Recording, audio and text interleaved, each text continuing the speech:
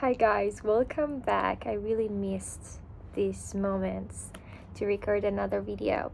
Okay, let's dive into the topic: how to romanticize our lives with God.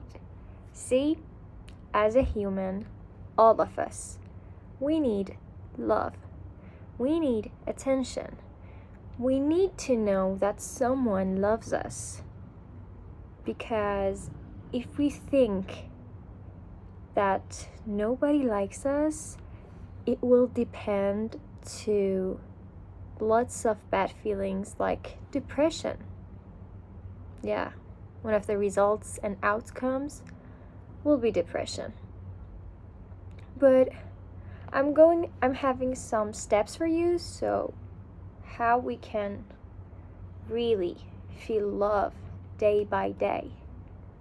So number one is this, that you have to know that as a human you need to receive and give love to another person, to an animal, to your flowers, whatever.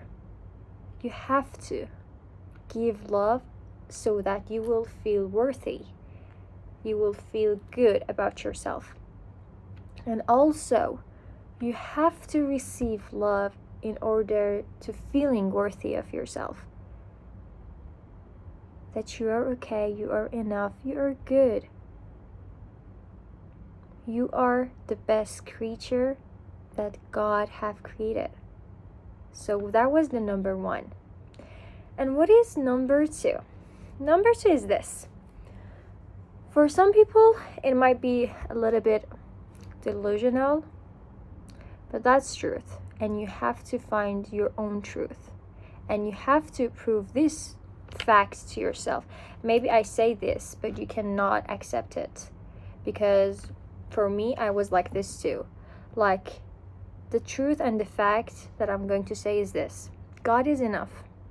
Some days I had this belief that how God is going to be enough for me. Sometimes I need a friend to talk with and also to listen to, but how God is going to talk with me? So why they say God is enough? That's weird. Some people want a husband, want a wife. How we can say God is enough for a single person? They need to get married. So why they say God is enough? Because there is a sentence in Arabic that they say God is enough. Okay? So in those days I was like, that's weird, but I don't see this in my life. But I tried to figure this out. Right now I said this to you, but you might do not accept it at all.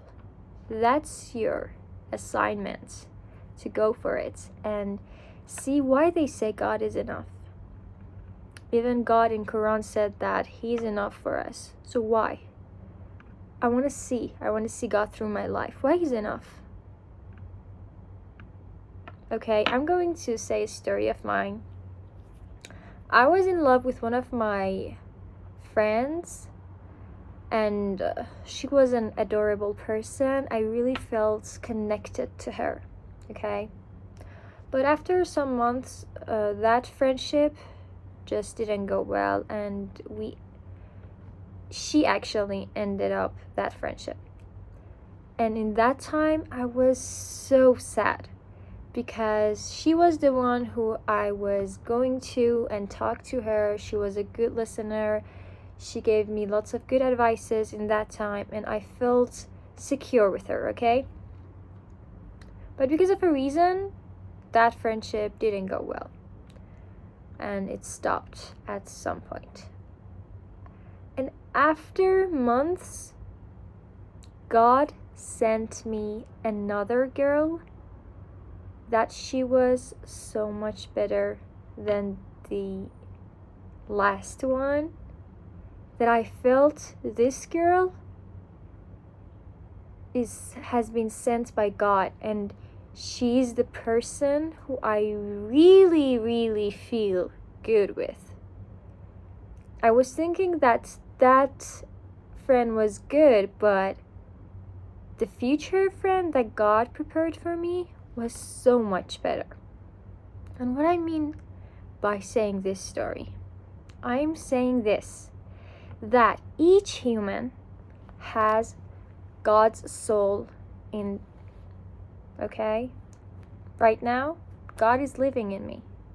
Right now, you have the God's soul in yourself. And God talks through people. Sometimes your friends say something and you feel like, wow, this is my answer for that challenge.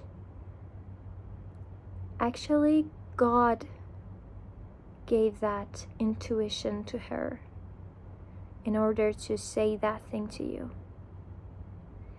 So when someone goes from your life, that's God's plan. It's a harsh truth, but yeah, that's true. And when someone comes into your life, that's God's direction. Yeah. It was so hard for me to learn this lesson. I had so many bad breakups with my friends, but also so many great meetings with new friends. And I saw God through them. I saw God as my friend. Like, this person is not just a person. They have God's soul. So God is living in them, and God is friend with me right now. And I do feel good when I'm with them. So that's why they say God is enough for you, because God will arrange some stuff for you to work out for you and some stuff to not work out for you. Literally, there are some things in my life that are working so good, and some stuff there is nothing. There is no chance for them. Why? Because God sees the big picture. He knows the best plan for me, right? But I'm just a human. I don't know what future I'm going to have. I just know how to control my actions right now. Okay? So that was about God is enough. You have to figure out that what thing God wants from you. Why He's sending some certain people to you. And why He stopped some people from you to get near to you, to be connected with you. Maybe you are in a phase right now that you have to work on your niche. Maybe you are in a phase right now that you have to get married, and that's why you see some certain people, special people, that you want to know them. Maybe you are in a field right now that you know that you're gonna be ready for being a mom. From each of us, God has a special plan. You cannot compare your plan to another person. And also, you have to know what is the duty. What is that thing that God wants from me right now? You have to find that out. Find that thing. Okay? You cannot get out of the track easily. Oh God, I don't want that thing. I know that's a blessing, but I like that thing. And God is like, no, you have to get this blessing. Even though that you are an obstacle from receiving that. But He won't let you to be like that. He wants you to go on His plan. I saw this in my life. I know that God right now wants me to go to a certain class to invest in a new skill. And literally everything, I was surprised. Like, the money came from somewhere, and I was like literally shocked by the plan. And I was like, God, you want me to assign this class? right now, God, but we had another deal. I thought that you want something else from me, but it didn't work out. Okay, so now you want me to go for this class and do this kind of stuff. And then, God, you are showing me some people that you want me to go with them in order to have that kind of job. Oh my God. Okay, so in this phase of my life, you want those things from me. I don't know. What's your plan? What's God's plan for you? I don't know. Okay? You have to figure this out by yourself. And God is going to guiding in your life for that phase. I know some people that they attach to some stuff a lot before the time comes up, okay? But in that moment, it's better for them to act like that, to go for the God's plan. But their mind is just sticking to something else. You will just exhausting yourself by yourself, nothing else. When God wants something for you, it will be that thing. When he doesn't want that thing from you, for right now, he won't let you to achieve that goal, to receive that blessing, because it's not the time. And you are like a raw fruit that it can't be consumed right now. It has to pass the time.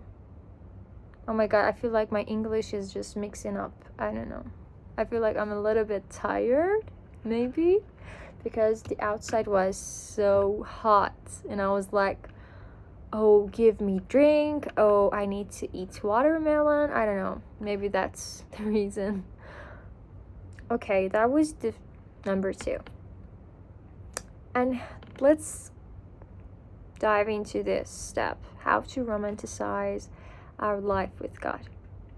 All of those steps was only preparation. Oh my God, I know.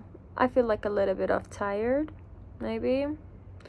Or I have to go on an English class for my grammar because I'm mixing everything. Anyway, number 3 is this. I romanticize my life through daily prayer. How? Okay, I'm a girl. I use a perfume. You guys, girls, whatever, it doesn't matter. You can use a perfume when you go on your praying time.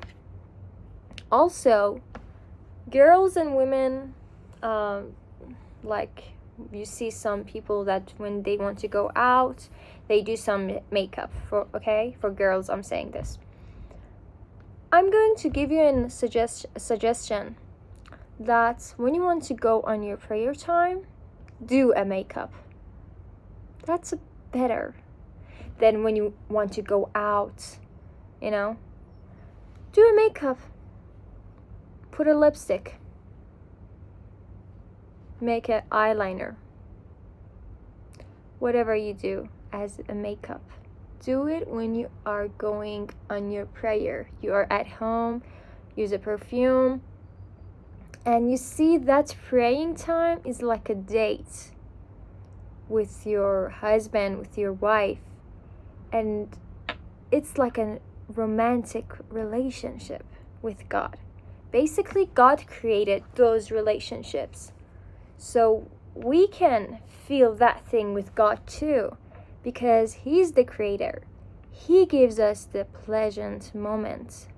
Okay, so I do this, like literally I started to doing this and I feel good.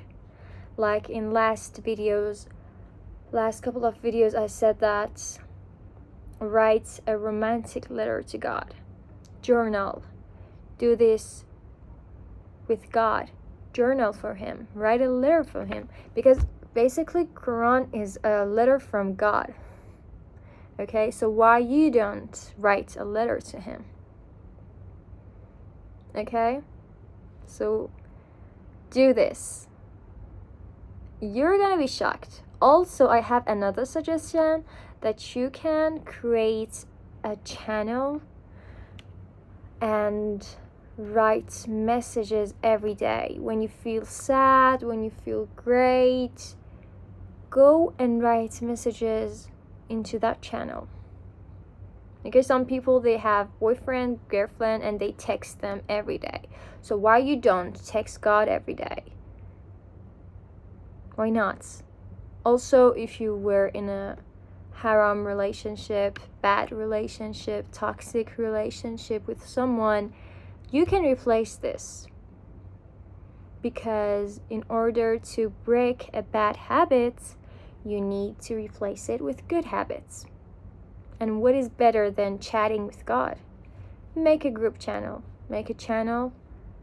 I have this channel for myself that I write texts some days, every couple of days, in that, and just send it. And I know that He's aware of everything. That was for today. I hope you are doing so well. See you soon. Bye bye.